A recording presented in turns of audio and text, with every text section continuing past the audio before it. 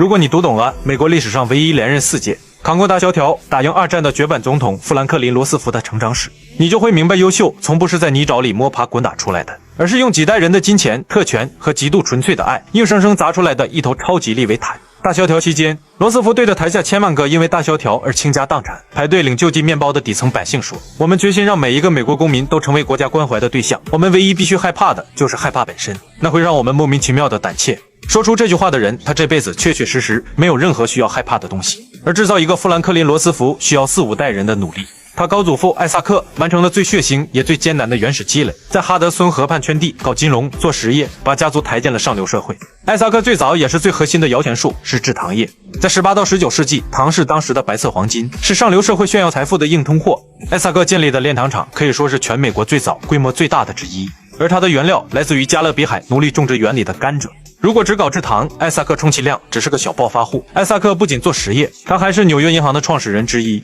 他甚至和美国第1任财政部长汉密尔顿是铁哥们兼合伙人。有了工厂，有了银行，艾萨克按理说可以躺平了，但他没有，他又转身挤进了政界，去当了州参议员，甚至参与了美国早期的宪法制定。所以罗斯福家族在美国的地位是十分显赫的。艾萨克到了他儿子和孙子这一代，家族开始疯狂在风景如画、扼守经济咽喉的哈德逊河畔购买大量土地，建起了一座座奢华的庄园。老艾萨克的亲爷爷尼古拉斯也是搞生意的，而且还混了个纽约市的市议员。他生了2个儿子，一个是小罗斯福富兰克林的祖先，另一个就是老罗斯福西奥多的祖先。一个家族出2个总统，而且这2个分支在美国的共和党、民主党之间是盘根错节。斯福家族的兄弟姐妹、儿子、孙子们像水银泻地一样，极其精密地嵌进了美国政坛的每一个齿轮里，所以投胎绝对是一门技术活。而富兰克林的父亲詹姆斯哈佛毕业，还是铁路公司副总裁，然后在一个老当益壮的年纪，迎娶了比自己小26岁、同样带着巨额嫁妆的富商千金莎娜。你看，没有白手起家的焦虑，没有房贷车贷的压迫，强强联合的资本联姻，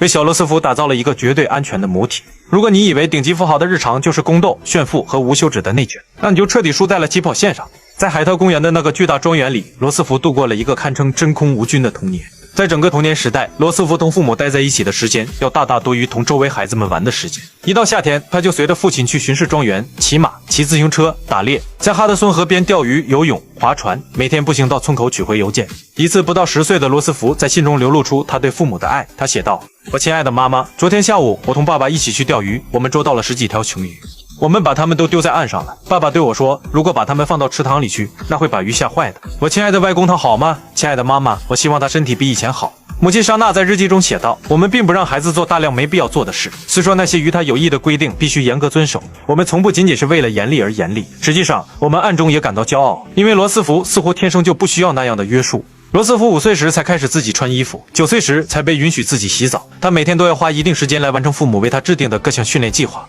不到10岁的小罗斯福写了一篇关于古埃及的作文，他在里面痛心疾首地写道：“劳动人民一无所有，帝王逼迫他们，真是伤天害理。”1887年，詹姆斯牵着5岁的儿子小富兰克林溜达进了白宫。作为总统克利夫兰的大金主，詹姆斯打算带儿子见见世面。因为这个年头的美国正流行分赃制，大选前你砸钱，他上任后就开始分官。克利夫兰很客气地对詹姆斯说：“为了报答你对我们的支持，决定让你担任美国驻荷兰公使。”但詹姆斯拒绝了，自然是对此看不上一点。在他眼里，总统只是个打工仔。詹姆斯更想把精力投入到家人当中，尤其是小罗斯福。他还经常带小罗斯福到处旅游。14岁前，罗斯福去过欧洲9次。他不需要在闷热的教室里背诵历史年份，因为他爹直接指着罗马斗兽场的残垣断壁给他讲帝国的兴衰。他不需要在地图上寻找大西洋，因为当他刚长得能够着船舵时，他爹就已经让他迎着芬迪湾的狂风骇浪，亲自驾驶那艘半月号游艇。穷人学地理是在纸上背诵遥不可及的距离，他学地理是用脚踩碎欧洲的泥土，是用双手切身感知风浪的阻力，那是征服者的游戏。